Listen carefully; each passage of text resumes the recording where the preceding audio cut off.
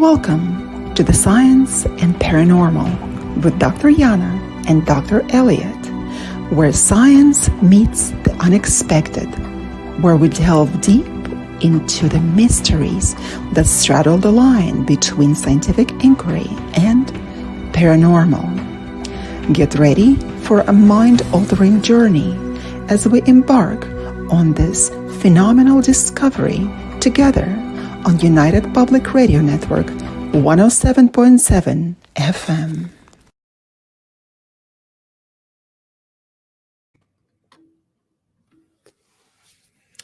Welcome, everybody, to Science and the Paranormal with Dr. Elliot and the beautiful Dr. Yana. We have a very special guest tonight, don't we, Dr.?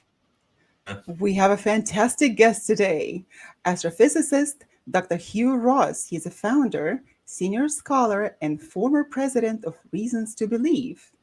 He holds a degree in physics from the University of British Columbia and Ph.D. in astronomy from the University of Toronto. He's written incredible books, which include Why the Universe is the Way It Is, Improbable Planet, Designed to the Core, and what we are going to be discussing also today, his book Lights in the Sky and Little Green Men, a rational Christian look at UFOs and extraterrestrials. It is so interesting that the authors of this book initiated a search for truth to answer us about UFO sightings and extraterrestrial life using extensive scientific background and knowledge of the scriptures. They approach the questions, could life exist on other planets? Or does documentation exist on UFO sightings and landings? So we will be discussing all that today with fabulous Dr. Ross. Welcome. Well, thank you for inviting me. Thank you very much for taking time and joining us today to discuss this incredible topic, because this topic is, of course, in the minds of thousands and thousands of people, and we need to bring science to this question. So, Dr. Ross, how did you come to investigating this topic at all? Well, when I was 7 years of age, I got really interested in astronomy. I asked my parents, are the stars hot? And they said, yes, they are. I said, tell me, why are they hot? They said, go to the library. So I came back with 5 books on physics and astronomy. And that's what I would do every Saturday. Go to the Vancouver Public Library and take home the maximum number of books in physics and astronomy. I wound up becoming an amateur astronomer, very involved in studying T-Tauri type variable stars when I was 14, 15, 16. And I was made the director of observations for the Royal Astronomical Society Vancouver chapter. And I said, hey, we need a booth at the Pacific National Exhibition. So we had this booth, but they put us right next to the Flying Saucer Club. And so people would talk to the folks at the Flying Saucer booth, and they come to us and say, well, what do you think?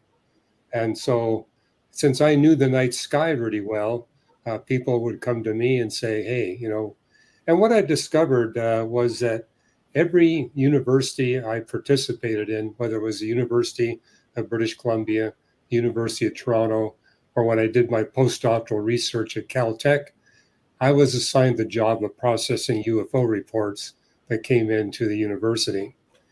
And I was beginning to think, all of this stuff is something that can be explained naturally, because most of what people reported to me was like a fireball, the planet Venus, the rising Pleiades. And I got used to asking the question, were your eyes fully dark adapted? Because when you go from a lit room to a dark setting at night, it takes about 20 minutes before your eyes stop seeing lights that are not there. So I would discount everything where the observers weren't fully dark adapted. But over the years, I found that I could explain about 99% of what people were reporting to me as natural phenomena, secret military activity, or hoaxes. I mean, the universities I attended the students love to pull off UFO hoaxes. Mm-hmm. I'm very expert in dealing with that. But there was a 1% residual that didn't fall into any of those categories. And what I noticed about that 1% residual, you could prove that the phenomenon was real, but it wasn't physical. It violated the laws of physics. So we're dealing with something that's non-physical and real. And I'm not the only physicist that's drawn that conclusion. I know of 6 physicists that have spent at least a decade studying the UFO phenomena. They've written books on it, but they all agree we're dealing with something interdimensional, something that's beyond the space-time dimensions of this universe, something that's not subject to the laws of physics. So the other 6, they're not Christians like I am. As a Christian, I would say, well, God created 2 distinct species of intelligent life. One species as human beings that is constrained by the laws of physics and the space-time dimensions, and angels that are not so constrained. But the Bible also makes it clear they're not permanent residents of our realm. They come for a brief time and they exit. And I see that consistent with the 1% residual, that the encounters people have are brief, episodic encounters, with some rare exceptions. What's interesting to me, I've run into people who have repeated encounters with the 1%, and they tend to have much longer exposures with the interdimensional entities that are behind all this. So that's a quick background of how I got into all of this. And to this day, people come to me with their UFO stories. And what caused me to write the book was a trip I made to the Soviet Union when the communists were still running the show. And I found that the incidence of UFO experiences was a good order of magnitude higher than it is here in the US. What year was it? That would have been 89 and 90. And Ooh, tumultuous time. well, it was, but what was interesting, I was actually sponsored by the Soviet government, an organization called the Soviet Lab. And I remember what they told me when I arrived in the country. They said, "You're our guest, and we're only going to let you speak to people with doctoral degrees in science and engineering. And they get to choose what you want you to speak on." Because I came with 30 different talks on science and technology and faith issues. And they said, your audience will pick the talks. You won't. And they'll pick them Wow. when you arrive. So you need to be ready to give all 30 because you don't know which one you're going to give. Oh, those tough Russians. Right. Wow, that's amazing. But Even you your know, background being in British Columbia, because our west coast of Canada, BC for a long time has been kind of a hotspot for UFO sightings, oh, whereas I on the believe east that. coast, we're rich in folklore, we're rich in ghost and apparitional stories. So that would have been a really cool place to be studying astronomy, and really cool how you got into it at how you had a UFO organization next astronomy organization. That's really cool. And at the age of 16. Yeah. Well, I mean, I was kind of a nerd. So it's like I was really deep into studying astronomy. I was actually doing research, even writing papers at that age. So I was actually the youngest member of the uh, Vancouver chapter of but they said, "Hey, we'll make you the director because you're the one that's most steeped in all this." So, That's so fascinating. I find a lot relatable to you because, we were talking before we went on air, and I had started my nonprofit organization when I was 16. Uh, Research investigation, which still exists today. And before that, to get some practical field investigation experience, I had joined my mentor, Dr. Darrell Walsh's organization, the Center for Parapsychological Studies in Canada. And I was probably his youngest member as well. There was no other teenagers in his organization. And I remember at the time when the internet was becoming popular, I had helped him design a website, and he had made me his director of internet operations. And I still have the certificate on my back wall there. It's underneath my university degree there. So it's, Yeah, I find that absolutely amazing, and that's so What is cool. so Yeah, but what is so interesting is that that mission in our lives is revealed early, and we took note of that and we acted on that. So interesting that you did it at the 17, 16, and 17, and I at that time also uh, got the message of where my life should be, in which direction it should be unfolding. And at that time I was actually having encounters with the extraterrestrials, but I, in fact, didn't do anything about it.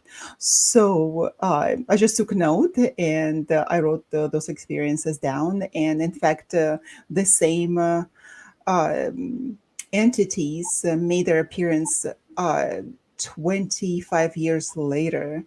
So that is so interesting. But I have a burning question. I know that many scientists, they are non-believers.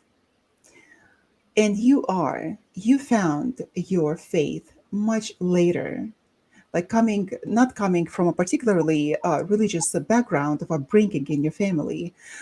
You were looking for answers, and you did find them in Christianity. How do you reconcile your scientific knowledge of the universe and Christianity, faith in God? Well, it began when I was 16. And that's when I took a year out to study cosmology, a sub-discipline of astronomy about the origin of the universe. And there was a lot of debate at that time. Is it Big Bang? Is it a steady state? Is it an oscillating universe? But even then, the evidence was heavily favoring Big Bang. And I knew if it was Big Bang, the universe had a beginning. If it had a beginning, there was a cosmic beginner. So I was at age 17, I said, I need to find that cosmic beginner. Really had no idea where to look. I started reading the great philosophers. Immanuel Kant, read his Critique of Pure Reason, realized he had the wrong concepts of space and time. And then I started to go through the different holy books that undergirded the world's religions. When I studied the Hindu Vedas, I said, oh, this is where the oscillating universe comes from. Because in Hinduism, it's all about reincarnation, which is founded on the concept that the universe reincarnates. But I knew that was physically impossible. So I said, the truth is not in Hinduism. I next looked at Buddhism, discovered they had the same cosmology as the Hindus. I looked at the Quran. I noticed they had 3 different creation accounts, but they contradicted one another. And finally, I did pick up a Bible.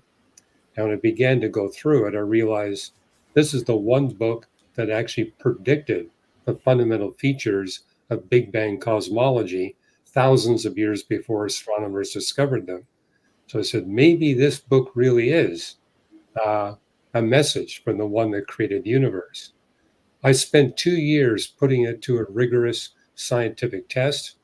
At the end of that, I realized this book has predicted future scientific discoveries accurately over 100 times. And I realized that would be impossible for any human authors to achieve unless they were inspired by the one that did the deed. So it was at age 19, I signed my name in the back of a Gideon Bible that was given to me in the public school, committing my life to Jesus Christ. Went on to get a Ph.D. in astronomy. And it's when I arrived at Caltech that I met a serious Christian. I mean, Elliot, you're in Canada. I remember being in Toronto trying to find a church where people actually believed the Bible was the inerrant word of God. Didn't really know how to find a church. Today, I would know how to do that. Back then, I didn't. And so I basically gave up on church. But when I came to Caltech, there was another astronomer there who was a Christian and said, here's a list of 6 Bible believing churches. Check them out. So I did. I picked one. And 7 months later, they put me on their pastoral staff to train people how to use science as a tool to persuade people that Jesus Christ is greater Lord and Savior. And it's that church that helped me launch Reasons to Believe back in 1985. Wow. That's amazing, and it's so true, like you said. Depending on which church you go to, they each kind of have their own little different kind of spin on things as well. So it's nice that you found one that you were looking for. Um, yeah, I find that absolutely unbelievable. I know you do a lot of speaking on this topic, both here in North America and overseas. What how do you find the difference between doing your lectures here in North America versus Europe? I know there's a lot of different beliefs between the two continents, and it's always been fascinating to hear it from the ghost side of things. But I'd be interested in hearing from the UFO side of things. Well, for me, there's not a lot of difference because usually they have me speak in front of skeptics and atheists.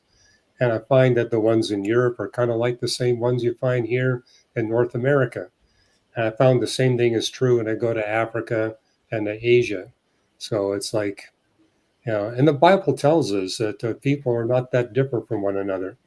So, but I think it's partly a selection effect that I'm usually speaking to people who have a STEM background and have a strong skepticism. So uh, that's been my background. And I remember telling you about my trip to the Soviet Union. It's interesting. I gave 22 lectures. No, actually, I gave almost 30 lectures, and over half of them, the audience said, "We want you to speak on UFOs." So, Wow. yeah. So, The Soviets, yeah, they have a great UFO history. They actually do quite a bit of parapsychological work as well. But we just Dr. Yan and I have talked about this before. We don't seem to get the information out of there. There was a lady over there that used to be able to perform psychokinesis, and I know some psychologists had gone over from North America to study her, but it was the same thing, almost like what you described. The Russians had it very controlled. They couldn't take them to the parapsychological laboratory to study Nina Kulingina. It well, was I found out why. Because when I went back in '94, the level of interest in UFOs and the paranormal had plummeted. It had dropped way down from what it was in the late 1980s.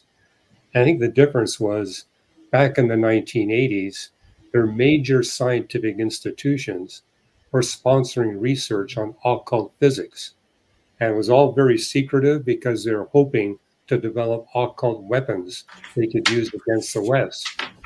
But with perestroika, that disappeared. And along with it, interest in the paranormal and people's experiences with UFOs plummeted. And that was a key reason why, in our book, Lights in the Sky and Little Green Men, I said there's a definite connection between the level of involvement in occult research and the encounters that people have with UFOs. That that's is, that's I've, fascinating. Yeah. I've never heard about occult physics. That could that be metaphysics, or that is a particular niche in the science that the Soviets invented? Well, it's not unique to the Soviets. I actually knew some physicists at Caltech that were doing this in their homes, not at Caltech. They were just personally interested in this and particularly interested in getting objects to levitate on their own, metal objects. And they thought that they were going to be discovering some hidden laws of physics. But what I noticed is that both in Russia and here in the United States, it was limited to individuals who were heavily involved in the occult. And therefore, that's why I think, yes, they made contact with an angelic being. And it's the angelic being that's able to violate the laws of physics. But it's interesting how these physicists thought, we're on a way to a breakthrough of finding a new law of physics because they were just fascinated by this phenomena they were seeing. And here in the US, it was like, okay, we can levitate these metal objects without using magnets. But in the Soviet Union, they were seriously wanting to see if they could develop weapons out of this. That is so fascinating because I know that, of course, Russian education in Russian universities is a very strong one. And moving here to United States, I have also discovered that the majority of faculty in the mathematics, astrophysics departments, uh, they come from Russia. Well, I noticed that too, is that because I went to Russia in the 80s and 90s, early 90s, is that their level of technology was significantly below what we take routinely for granted in the West. And so I discovered is their best scientists go into theoretical physics and mathematics because they knew they went into experimental physics, they'd be dealing with subpar technology. And so they said, Mm, look, we want to be able to do frontline research. And so Americans discovered that and began to recruit these Russian physicists because that's where the most talented and brilliant uh, scientists in Russia wound up. And I see that to this day is that, for example, the space-time theorems that proved that space and time were created, a lot of that work was done by Russian theoretical physicists. That is very interesting to hear that. I studied mostly the social sciences, so I wonder if it. I mean, you studied in Canada. Did you find it was the same for Canadian universities in the physics department? Did they have a lot of Russian scientists teaching? Well, we would invite Russians to come because we knew that they were quite talented. But we also knew not to invite the experimentalists because, you know, in fact, when I was in Russia, when they found out I did observational astronomy, did you bring any of your equipment with you? I said no. And so they very much wanted, hoping that I secretly stashed some in my case that they could use. Because I remember talking to radio astronomers, our receivers were 1,000 times more sensitive than theirs. So, in fact, when we would do work with the Russians, we would bring our own equipment over. They had good telescopes, but the back end equipment was significantly subpar. Now, by the way, that's all changed with perestroika. Western technologies come in, and now the Russians are developing their own. But during the Soviet era, it's like everything has to be internal. So they didn't have the transistors that the West had available. In fact, interesting that you say that because looks like the Russians were the first who orbited the moon, and then here in United States we had the incredible race to outsmart the Russians to get to the moon. And as an astrophysicist, could you debunk all those conspiracy theories and tell us whether we were actually on the moon or not? we were definitely on the moon. I mean, you can. I tell people there's three laser reflectors that the Apollo astronauts put on the moon, and we astrophysicists send laser beams up to those reflectors on a daily basis to develop a better test of the theory of general relativity. And I remember watching the Apollo 11 landing live when I was a graduate student, and I was very interested to watch the astronaut place that first laser reflector on the moon. And literally within a few days, they were using that from ground based lasers. In fact, I've written articles how the last 50 years of research on that has enabled us to come up with a much more, uh, a much better confirmation of the theory of general relativity and apply that to our cosmological models. So, and I could just show you photographs of craft that are still left on the moon because they didn't bring them back. They just left them there on the moon. And there's satellites orbiting the moon. So it's been photographed many times. That would be very nice to see, and for me personally, even. So, Dr. Ross, if you visited the Soviet Union in the 80s, then were the Soviets technologically more advanced in the 60s when they orbited the moon than the West? Well, that's And what then we things thought. changed. What we discovered is they would pour a lot more money into it, and they built things big. The rockets were bigger, Hmm. so they just put more energy, more money into it. But the American rockets had 100 times more moving parts and had a lot of miniaturization because we were trying to do it without spending a lot of money. And I remember the first time I was in the Soviet Union, they said, "We really fooled you in the West into thinking that we were more advanced than you were." It was literally the other way around. In fact, I remember the first lecture I gave there. I said, can I use a projector? They said, we don't have projectors here in the Soviet Union. And I said, well, okay, uh, I'll just use the blackboard back here. And they said, our blackboards don't work. Our chalk doesn't work. We can give you a microphone. That's it. So I had to do everything just through an audio microphone. But when I went back in 94, they all had Western technology in place.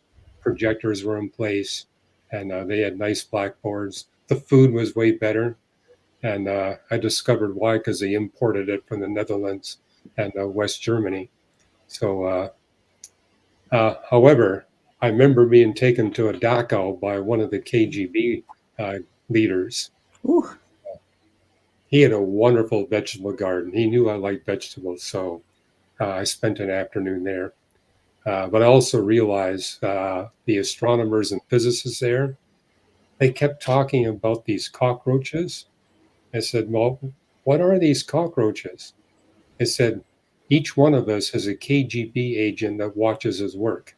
You want to know why things don't happen very fast here in the Soviet Union? Half the people are watching, the other half work. So, which is why they gave them the nickname cockroach. So they don't do any work, they just watch us. So, so interesting because the recent movie with Tom Hanks, I don't remember exactly what it was called, but that was the race that Tom Hanks was overseeing the program itself to get the America, essentially United States, to the moon. And it was very interesting to me, in fact, coming with a background living in Soviet Union. To me, it was very interesting that in United States, it was such an interesting position. The astrophysics was in a very peculiar position that they were really upset that the Russians orbited the moon first. And to me, I don't think that I gave it too much thought ever, but I was surprised to see that we were here in the United States so behind, that it was a source of essentially the pain that people went through, that the Russians outdid them and went to the moon first. So it was a well, surprise for me. I personally benefited that because of the idea that the Russians were ahead of us in science is that I had the opportunity, I was in high school, to spend 3 years getting science lectures from the professors at the university. That would have never happened if there wasn't this, hey, we're behind, we got to catch up Uh-huh. with the Russians. So personally benefited from that. But whenever I would meet Russian scientists, I said, boy, we really fooled you. So, because they really envied the technology that we had. So, and of course, today they have it. So, That's incredible. I know that many scientists today reflect on the possibility of non-physical reality. So, is there any independent scientific proof of non-physical reality? well, that's what I noticed when I began to study, thousands of these UFO reports that were coming to me, is that there would be reports where they could see a UFO going through the atmosphere. And when you got 3 or 4 geographically separated witnesses, you can do triangulation on it and actually determine the velocity that it goes through the atmosphere. And we're talking in excess of 5,000 miles per hour, as high as 25,000 miles per hour. And it's like, if it's a physical object, you're going to hear loud sonic booms. You're going to see heat friction trailing the object going through the atmosphere. And there's no heat trails, there's no sonic booms. And there's actually over 2,000 cases where observers have watched the UFO crash into the Earth, and you go to the crash site, there's a shallow crater. Something made that crater. And some of them are as deep as 18 inches. And there's snow, the snow is melted. And always the vegetation in the area is damaged. But when you go to the crater site, there's no debris, there's no artifacts. I mean, if it's a physical object, we know what happens when an airplane crashes. There's all kinds of debris. In the case of these UFOs, no debris, no artifacts, no sonic boom. And of course, the pilots, they report seeing these craft make sharp right angle turns, at 15,000 miles per hour. No physical object can withstand those G forces. So that's why I drew the conclusion that this 1% residual falls in the category of being non physical but real. And I remember sharing that with Carl Sagan when I had him briefly as a professor at the University of Toronto. And he was extremely dismissive of this concept of UFOs. But what I realized as an atheist, he denied the reality of non physical reality. He says, if it's real, it's got to be physical. And so that explains why so many scientists are dismissive of that 1% residual, because their worldview doesn't tolerate the possibility of non physical reality. But mine does. And so I took this seriously. And like Alan Hynek in the 1960s, I became interested in people who had the close encounters. And like Alan Hynek, the American astrophysicist that was commissioned by the US government to investigate the phenomena, I concluded the people that have the close encounters, the experience is always deleterious. It's never beneficial. The best you're going to come away from is recurring, terrifying nightmares. Worst case scenario, there's documented cases where people have been killed by the encounter. So this is why I drew the conclusion.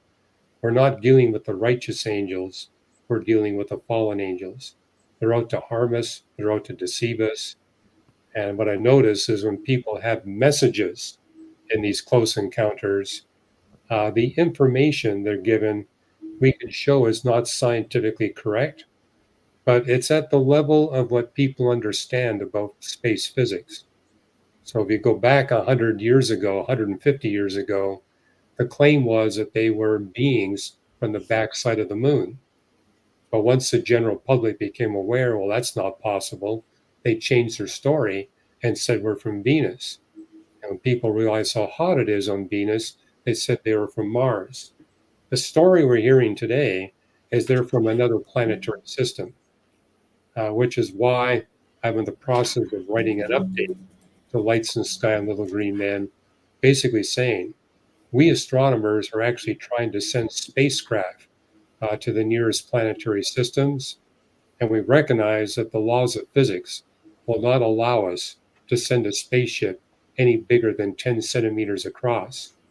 And if we send them where they're that big, we need to send at least 1,000 of them in order to have one or two sufficiently undamaged that we can get back some meaningful information, which is why I don't think the story that they're from another planetary system can be credible unless they really are beings from another dimension. That's really interesting because, like you said, throughout the UFO history, you've heard that, that they come from the moon and then Venus and then Mars. I know in the Betty and Barney Hill abduction case, they drew out the star system Zeta Relicta. And then I believe I just read an article not too long ago, almost talking very similar to what you're talking about, is coming up with these like micro satellites and using lasers to zap them to Alpha Centauria, which can go not quite as fast as the speed of light, but a lot faster than what we can travel conventionally right now.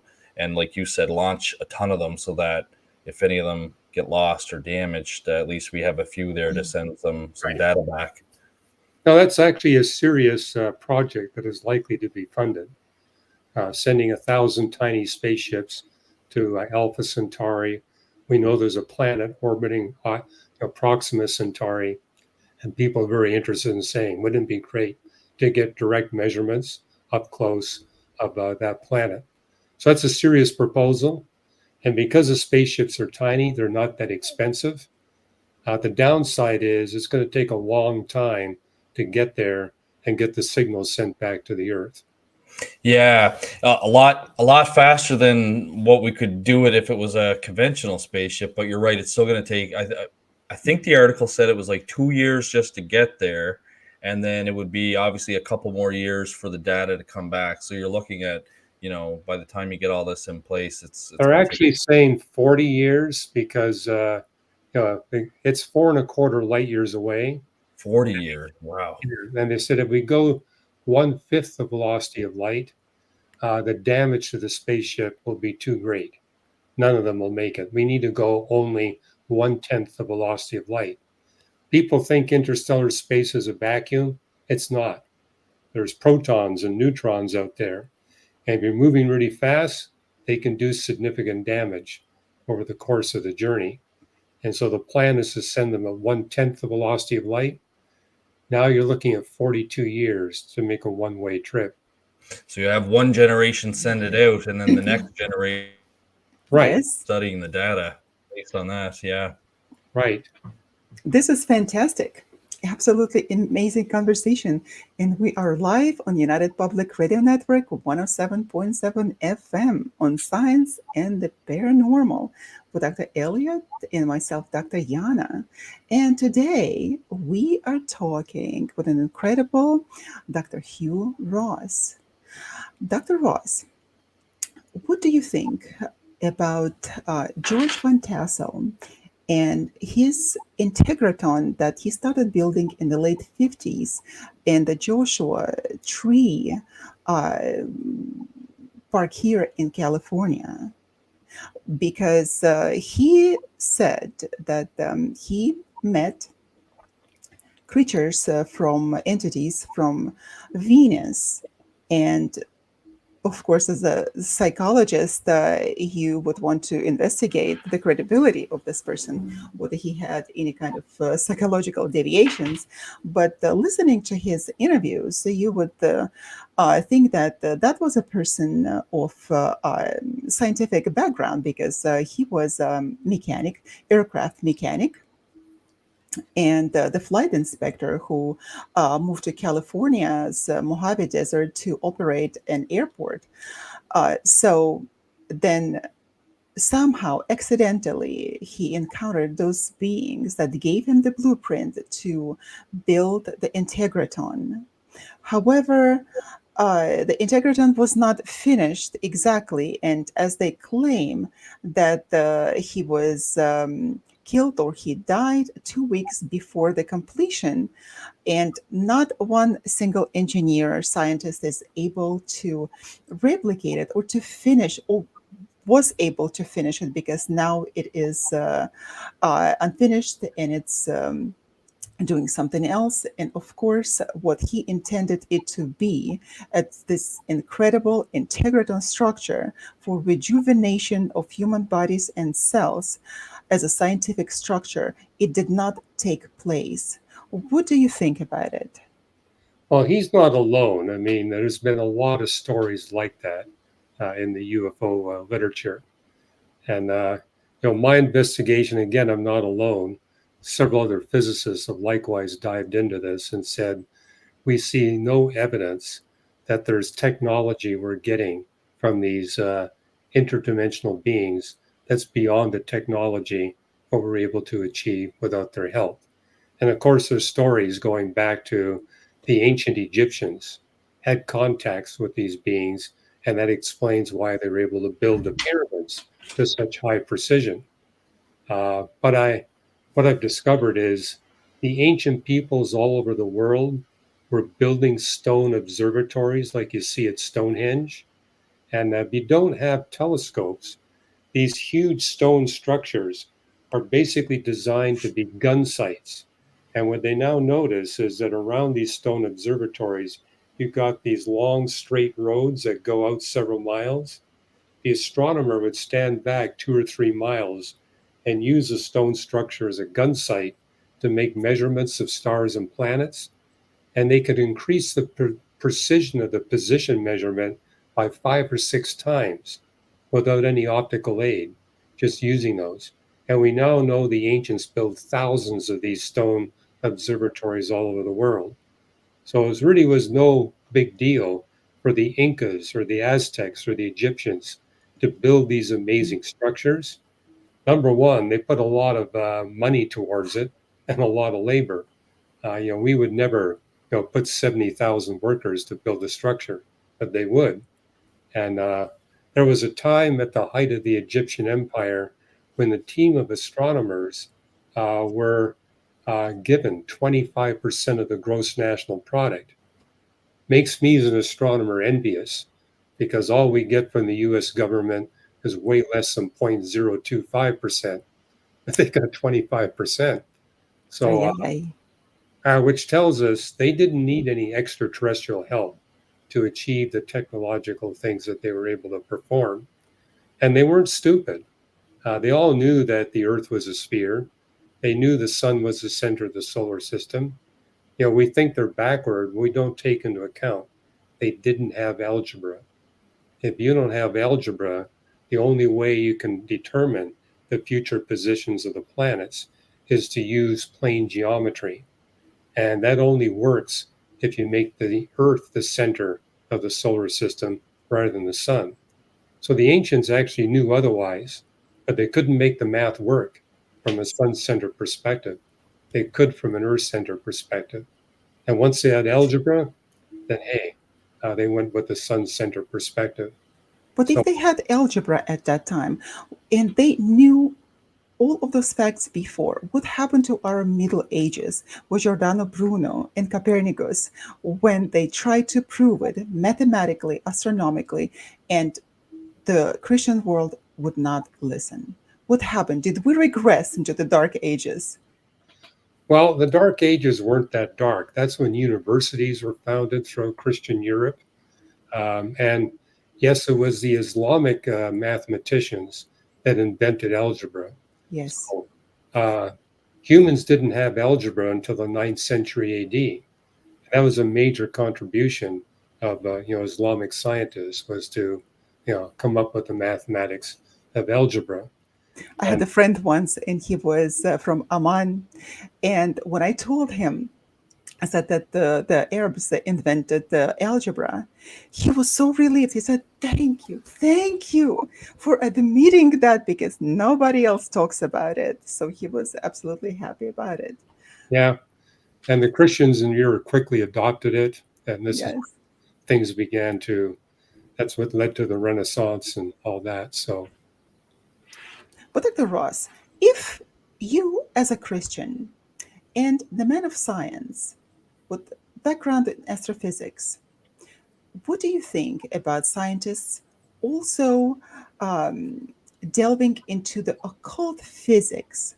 What is your relationship with occult physics? What do you think about it? What what in occult physics can be of a value to you, or yeah, the good, principles of occult physics? right. Um, what's interesting about these UFO encounters, their most common encounter is at 3 a.m. in the morning on a lonely country road. That's where you see the Mm-hmm. highest level of incidence. But guess who hangs out at lonely country roads at 3 a.m. in the morning? Professional astronomers. That's where Aha. our telescopes are. And of course, we build roads to get to our telescopes. But surveys show that astronomers have a very low incidence of encounters with UFOs. However, I do remember an exception. There were two astronomers that would come on our radio telescope that I used in Canada, and they would have maybe 3 or 4 hours of observing time once a year. But every time they came on the telescope, they had a close encounter with these UFO interdimensional entities. And I remember saying, hey, I'm logging 1,500 hours a year. I don't have anything like that happening. And I knew several other astronomers are all getting more than 1,000 hours on the telescope. We weren't seeing anything like this. But I knew that those two astronomers were both deep into occult physics. Mm-hmm. And what I know from my Christian background, these fallen angels cannot invade your life unless you give them permission.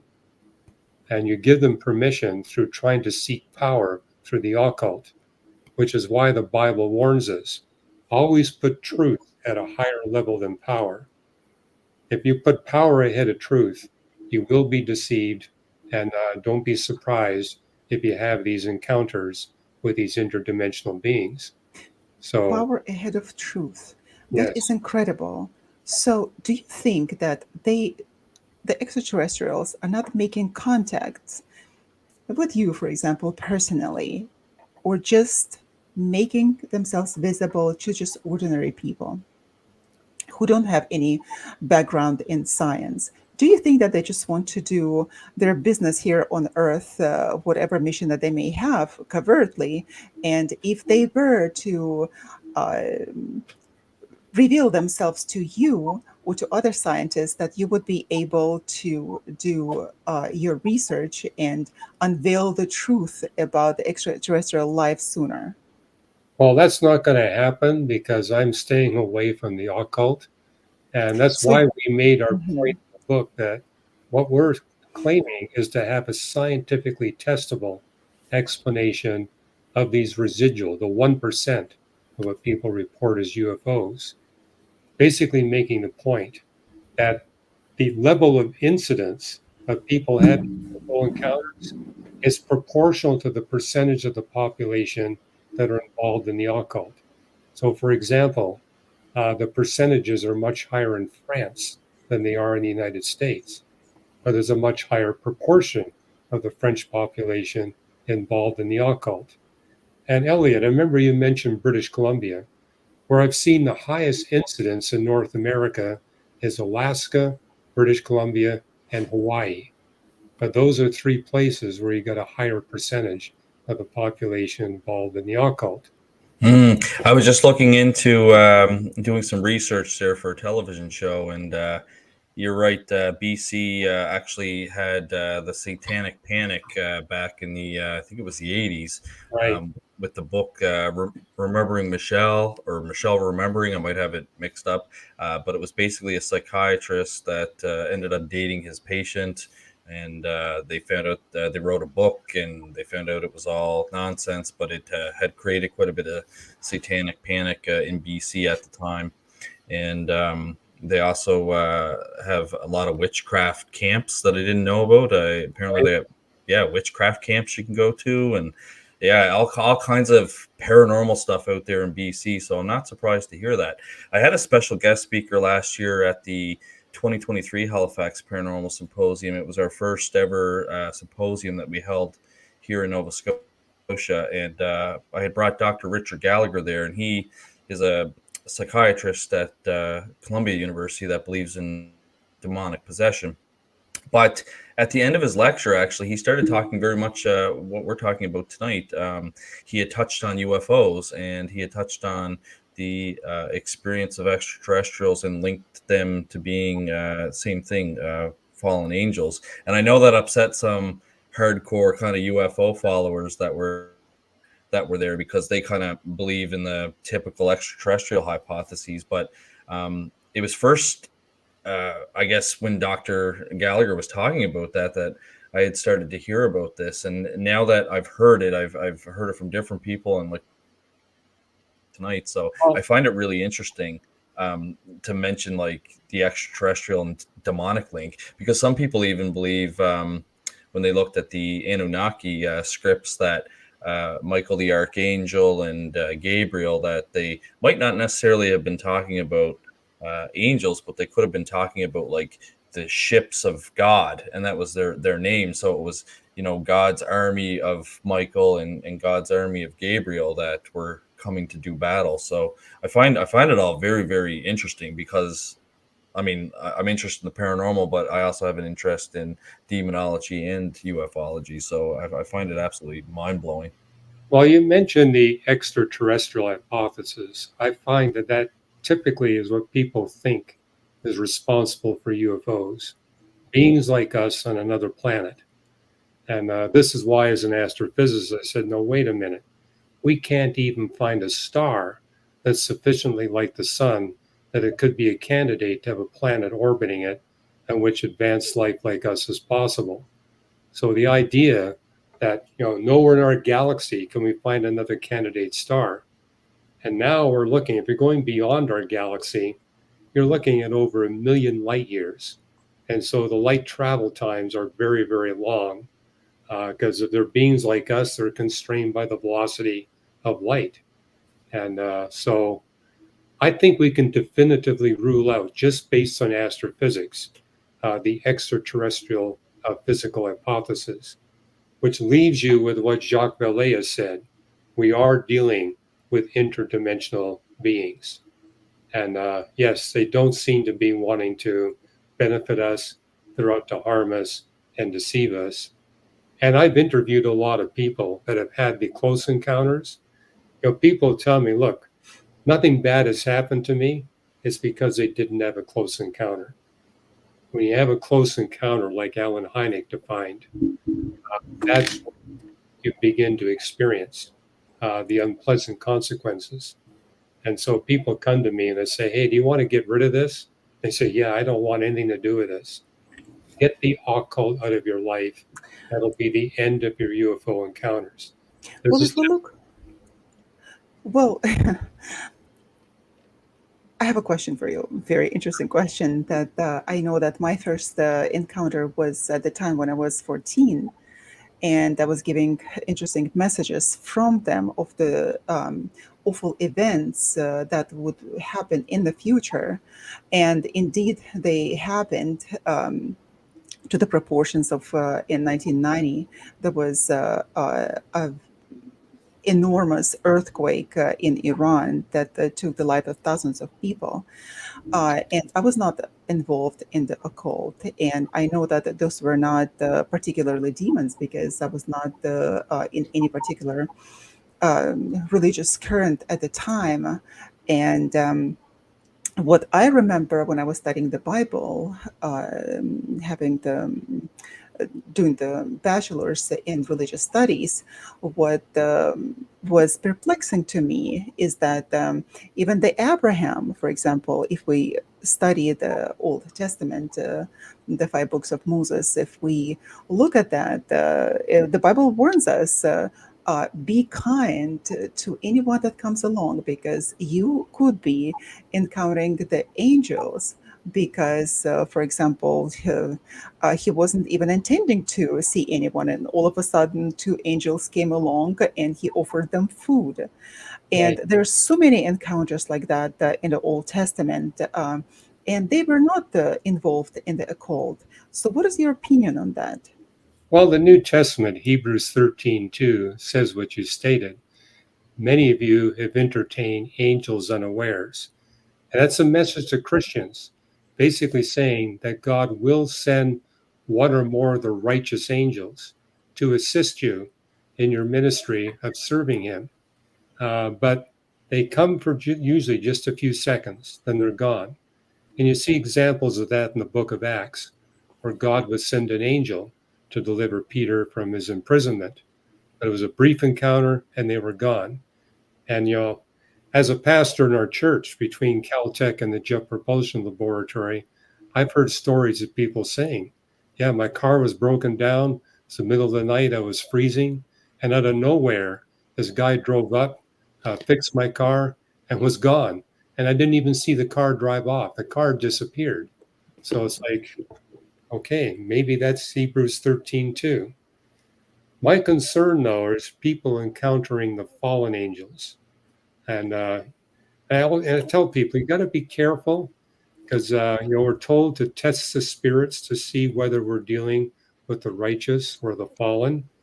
And you may have nothing in the occult in your life, but if your grandfather does, that's one thing that the Bible tells us. These fallen angels can make a path through a close relative. And I remember talking to a young man who was having repeated close encounters with UFOs. And he assured me, he says, look, I've done everything you said. I got the alcohol completely out of my life. And I said, well, are you in a relationship right now? He says, yes, I'm in a relationship with this woman. And I said, well, is it a sexual relationship? And he said, yes, it is. Tell me about this woman. Well, she's a witch. Well, that's what happened to you. If you don't want any more of these UFO experiences, you need to break that relationship and confess that the relationship that you had with her is something that is displeasing to God. Repent of it, and he did that, and that was the end of his UFO experiences.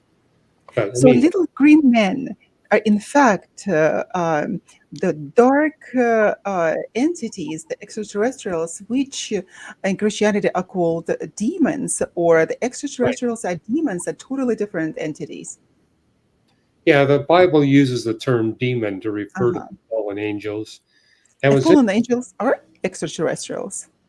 they're interdimensional. They're not constrained by the dimensions of our universe, Hmm. but they Interdimensionals. need permission to visit you. So, uh, and in that context, what I notice is that the level of incidence here in the United States isn't that great. But even here in the United States, there are four major UFO religions where people are wanting to facilitate contact Hmm. with these creatures. And you're probably aware that a number of these individuals have had a very close encounter where they go into a trance. And while they're in a trance, they wind up typing on a computer. And actually, Hmm. you know, articles come out that way, even entire books. The Urantia book is a book that is claimed to have been communicated from a UFO being to a human that was in a trance. What's interesting about that book, it's a very big book, and it's kind of the Bible for at least two of these four UFO religions operating here in the United States. A third of the content of that book is denying the deity of Jesus Christ. And it's like, why all the focus Hmm. denying who Jesus Christ is, unless it's from angelic beings that are on a mission to do everything they can to prevent people from developing a relationship with the creator of the universe. There's a lot Very of fascinating, Dr. Ross. I have a question for you.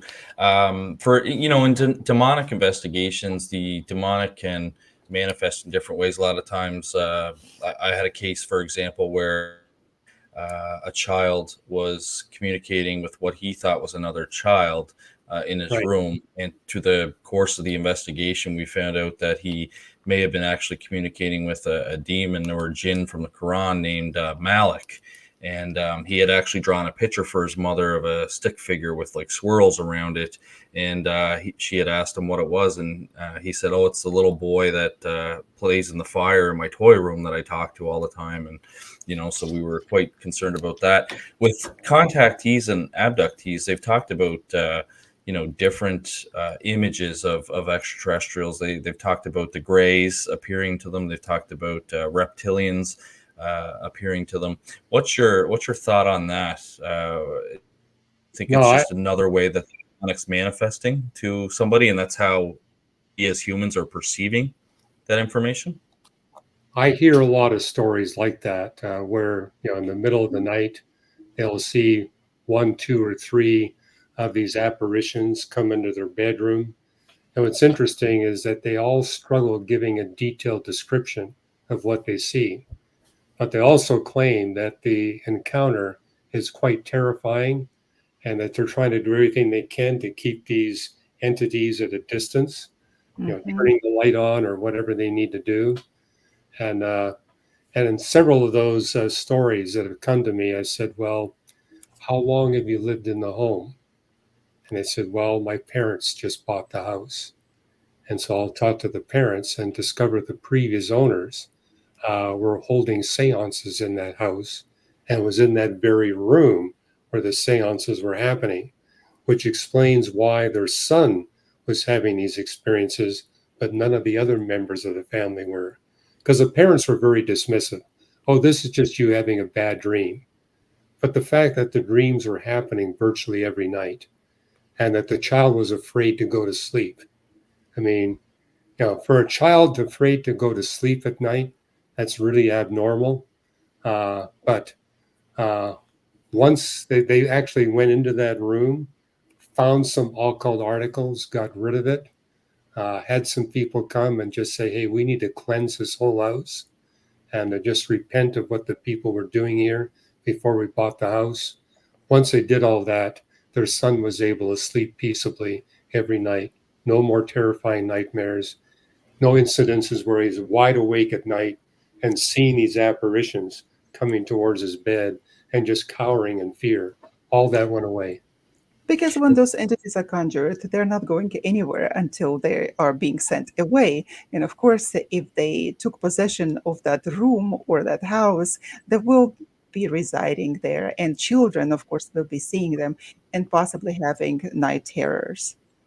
I And find it interesting as well too, like what you mentioned, how as parents we seem to quickly dismiss kids' experiences like that. Hmm. You know, as an investigator of the paranormal, I find we hear that all the time. The child will be expressing an experience that they've had, and parents are just quick to kind of shoo it away and say, "Oh, it was a bad dream," or it's just something in your head, and don't worry about it, kind of thing. But I find that a lot of people try and yeah, they dismiss the kids' experiences, which are interesting.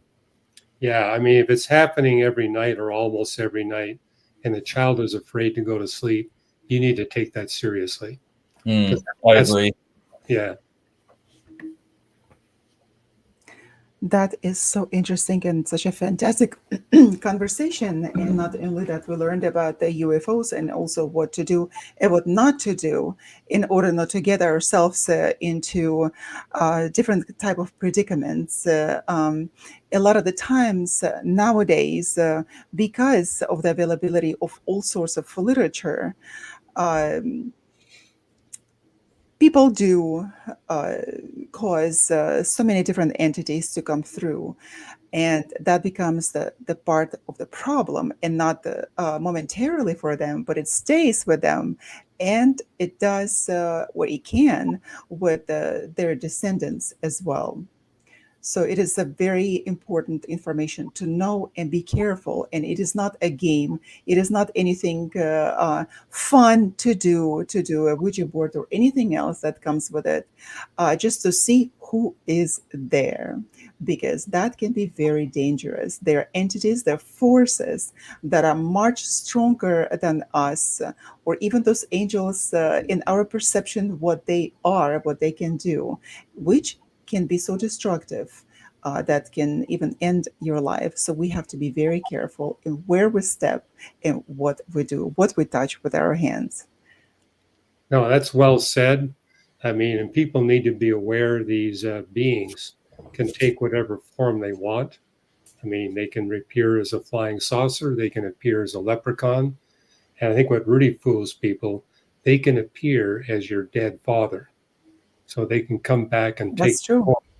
And people think, hey, I was talking with my father from the dead. In fact, I remember there's one individual saying, my father came to me in 1938 and it told me everything that was going to happen, that there'd be a war, and that all my brothers would go overseas, but I would stay home. He said everything I was told came true.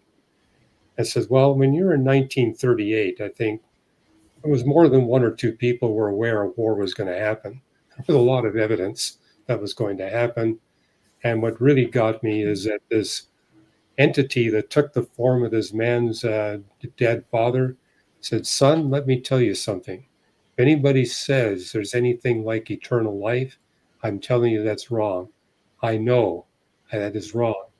And I remember saying, well, isn't that a contradiction? Exactly, because he was existing Why? eternally. How can that be your dead father? So it gives you an idea of the deception that come upon these people that they can't even spot the contradictions that are so obvious. We become pretty gullible when it comes to our loved ones appearing to us, of course, and our critical thinking goes out of the roof, which we need to keep on the close leash with us, that critical thinking. Right. Well, thank you very much, Dr. Ross, for coming and having this incredible conversation. We hope sincerely that you can come and share with us your other messages and talk about your other books, which I believe are going to be very interesting for our viewers and listeners, and they will learn a lot of wisdom from you. So I'd be thank happy you so to do that. much.